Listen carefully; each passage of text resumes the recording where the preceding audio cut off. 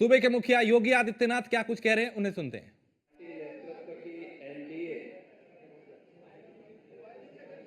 प्रत्याशियों की इस ऐतिहासिक विजय के उपलक्ष्य में आज जब हमारे नवनिर्वाचित विधायकगण शपथ ग्रहण किए हैं, उसके उपरांत भारतीय जनता पार्टी ने उनके सम्मान के लिए यह कार्यक्रम आयोजित किया है। इस समारोह की अध्यक्षता कर रहे हैं प्रदेश के लोकप्रिय और कर्मठ अध्यक्ष माननीय श्री भूपेंद्र सिंह चौधरी जी, प्रदेश सरकार में मंत्रिमंडल के मेरे सहयोगी उप मुख्यमंत्री द्वय श्री केशव प्रसाद मौर्य जी, श्री ब्रजेश पाठक जी, प्रदेश संगठन के महामंत्री माननीय श्री धर्मपाल जी, प्रदेश सरकार में मंत्रिमंडल के मेरे वरिष्ठ सहयोगी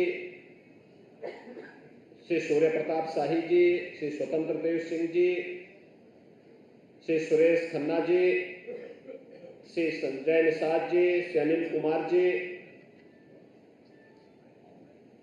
और आज जिनके अभिनंदन के लिए हम सब यहां पर एकत्र हुए हैं, नवनिर्वाचित हमारे विधायकगण श्रीमती मिथिलेश पाल जी, श्री रामवीर सिंह जी, श्री संजीव शर्मा जी, श्री सुरेंद्र दिलेर वाल्मीकि जी, श्री दीपक पटेल जी, श्री धर्मराज निषाद जी, श्रीमती सुचिस्मिता मौर्य जी, और प्रदेश सरकार के मंत्रिमंडल के मेरे सहयोगी, प्रदेश संगठन के पदाधिकारीगण, मान्य विधायकगण और उपस्थित बहनों और भाइयों, आज हम सब अपने नवनिर्वाचित इन साथियों का सम्मान करने के लिए यहां पर एकत्र हैं। बहनों और भाइयों, जब हम सब टीम भावना के साथ एकजुट होकर के कार्य करते हैं तो असंभव भी हमारे लिए संभव हो जाता है। यह उपचुनाव के परिणाम ने हम सबके सामने साबित किया है। आदरणीय प्रधानमंत्री जी की प्रेरणा से, उनके मार्गदर्शन और नेतृत्व में भारतीय जनता पार्टी नेतृत्व की एनडीए ने जो सफलता प्राप्त की है, पहले हरियाणा में सरकार बनी और हरियाणा में तो हैट्रिक भारतीय जनता पार्टी ने बनाई है। अब महाराष्ट्र का भारी बहुमत भी आपके सामने है। उत्तर प्रदेश के अंदर उपचुनाव में 9 सीटों पर ये उपचुनाव हुए थे और लोग अपनी अपनी बातें वहां पर कहते थे। संगठन के साथ और मंत्रिमंडल के साथ जब हम लोगों की पहली बैठक हुई थी, तब तक प्रत्याशी नहीं तय हुई थी, लेकिन हम लोगों ने मानकर के तय किया था कि हम लोग हर हाल में 7 सीट बीजेपी और एनडीए मिलकर के जीते, इसकी एक रणनीति हमारी तैयार होनी चाहिए। और जिस तत्परता के साथ मैं देखता था कि माननीय धर्मपाल जी एक एक सीट की मॉनिटरिंग कर रहे हैं, एक एक सीट पर वह संगठनात्मक कार्यक्रमों की रणनीति भी बना रहे हैं। जिन मंत्रियों को और जिन पदाधिकारियों को जिन सीट्स पर जिम्मेदारी दी गई थी, ऐसे लगता था जैसे उनका स्वयं का अपने घर का कार्य हो और वे वहां जम करके उन्होंने पूरी मजबूती के साथ उन प्रत्याशियों को विजयी बनाने के लिए अपनी पूरी ताकत लगाई। और परिणाम जब एक साथ मिलकर के जब सामूहिक प्रयास होता है तो परिणाम की सुखद अनुभूति ऐसे ही होती है जैसे 2024 के इस उपचुनाव ने हम सबके सामने कराया है। बहनों और भाइयों, कहने की आवश्यकता नहीं कि जिन लोगों को आजमगढ़ और रामपुर कठिन लगता था, इसी सरकार ने आजमगढ़ और रामपुर को भी आसान करके वहां पर भारतीय जनता पार्टी का झंडा गाड़ने का काम किया। जिन्हें कुंदरकी और कटेहरी की चुनौती लगती थी, वहां पर भी भारतीय जनता पार्टी का झंडा फिर से गड़ा है।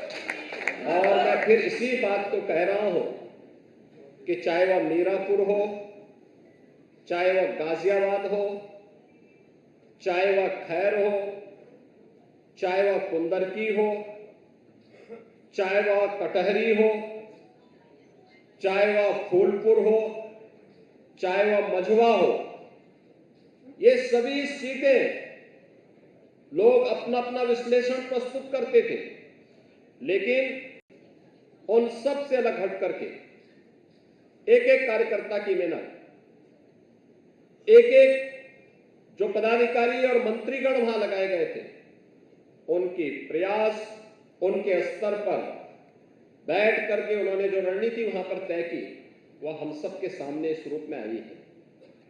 और मैं जब हमारे साथ नए विधायक एनडीए को यहां प्राप्त हुए हैं, उन सबसे भी यही कहूंगा, जनता की अपेक्षा और बेहतर तालमेल बना करके जब वह चलेंगे, तो मान के चलिए कि यह उपचुनाव 2027 के उत्तर प्रदेश विधानसभा चुनाव की शुरुआत है, जिसमें भारतीय जनता पार्टी एनडीए ने बढ़त प्राप्त करके पहले ही विपक्ष के मन में भय पैदा कर दिया है।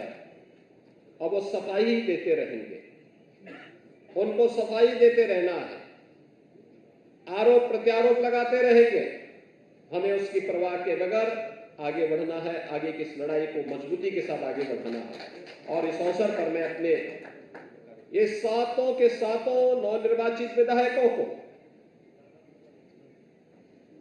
जिन्हें पार्टी ने, एनडीए ने मौका दिया, श्रीमती मिथिलेश पाल जी को राष्ट्रीय लोकदल जो हमारा सहयोगी है, उन्होंने प्रत्याशी बनाकर के उतारा। राष्ट्रीय लोकदल और भारतीय जनता पार्टी के कार्यकर्ताओं ने सामूहिक रूप से लग करके उन्हें विजयी बनाने में अपना योगदान दिया। परिणाम हमारे सामने है, विपक्ष धराशायी होता हुआ दिखाई दिया। श्री अनिल कुमार के नेतृत्व में जो मंत्री और जो पदाधिकारी वहां लगे थे, पूरी मजबूती के साथ वहां पर कार्य कर रहे थे। परिणाम हमारे सामने, विपक्ष दूर दूर तक नजर नहीं आ रहा था। ऐसे ही गाजियाबाद में हमारे वहां महानगर के ही अध्यक्ष वहां पर प्रत्याशी बने, और चुनाव कितना साइलेंटली हो रहा था वह बताता था कि इसका यहां का परिणाम बताएगा कि हम विजयी होंगे, और परिणाम हमारे पक्ष में। कुंदरकी के बारे में तमाम आशंकाएं थी, और कुंदरकी ने दिखा दिया है कि वास्तव में जो लोग कल तक हमें जाति के नाम पे बांटते थे और तमाम बात के आधार पर बांटते थे, उनको मालूम हुआ होगा कि उनका जो तीर था उल्टा उन्हीं के लिए साबित हो गया है। और श्री रामवीर सिंह कुंदरकी में रिकॉर्ड वोटों से, आप सोचिए, एक ऐसी विधानसभा में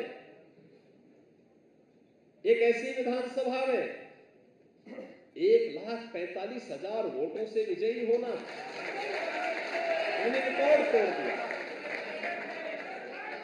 उसमें श्री रामवीर सिंह जी को और मुरादाबाद के अपने सभी कार्यकर्ताओं का, वहां पर जो हमारे मंत्री लगे थे, धर्मपाल सिंह जी थे, श्री जेपीएस राठौर जी थे, श्रीमती गुलाब देवी जी थी, श्री जसवंत सैनी जी थे, इन सभी लोगों को, और सचमुच मैं जब भी फोन करता था तो मुझे सभी लोग वहां प्रेजेंट दिखाई देते थे। ये सब था कि वहां पे रहते थे, ऐसा नहीं कि खन्ना जी की तरह वो कभी कश्मीर चले गए, कभी गोवा चले गए।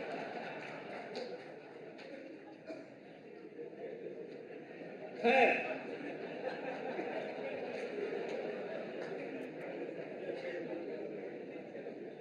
भी देखिए, खैर की सबसे बड़ी स्थिति ये थी, खैर में हमारे जो विधायक थे वह सांसद बने।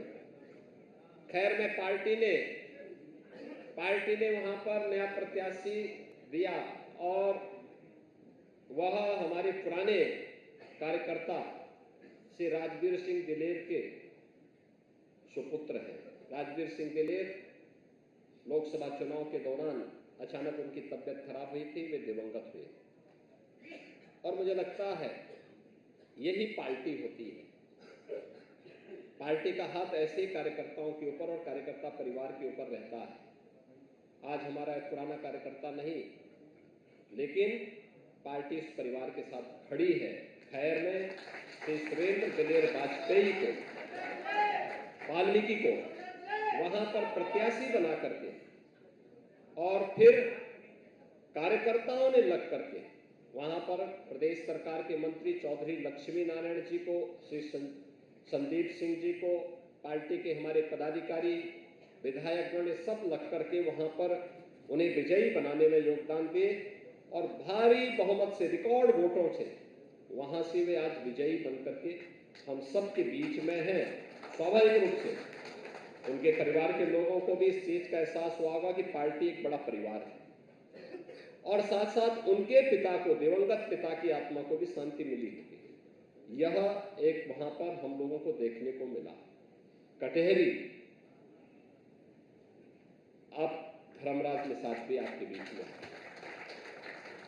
वे पूर्व विधायक रह चुके हैं, लेकिन परिसीमन के बाद काफी चेंज हुआ, काफी बदलाव हुआ और उन सब से अलग हट करके वहां पर जिस मजबूती के साथ काम करना था, वहां पर हमारे पूर्व प्रदेश अध्यक्ष और प्रदेश सरकार के मंत्री श्री स्वतंत्र देव सिंह जी के नेतृत्व में हमारे मंत्रीगण तो जमे ही रहे।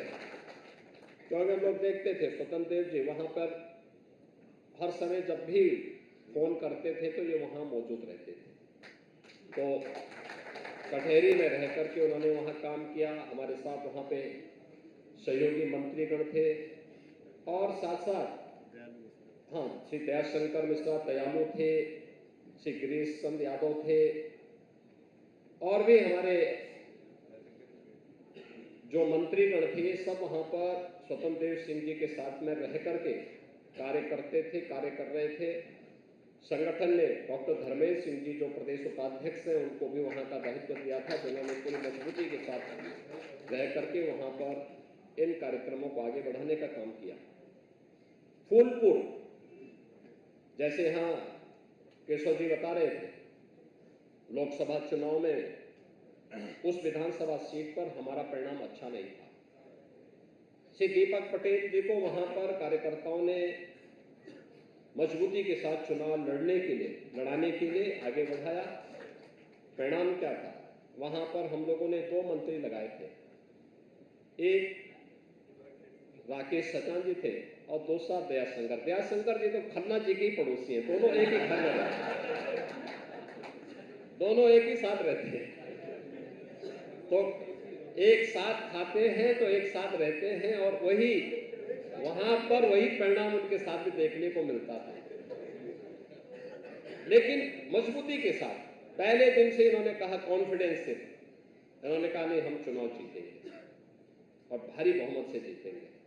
आज दीपक जी फिर से विधायक बने हैं और फूलपुर विधानसभा क्षेत्र में भारतीय जनता पार्टी का झंडा गड़ा है। वहां पे हमारे जो विधायक थे वह सांसद बने हैं फूलपुर से, श्री प्रवीण पटेल। और मजवा इससे पहले हमारे सहयोगी दल के पास सीट थी, वहां से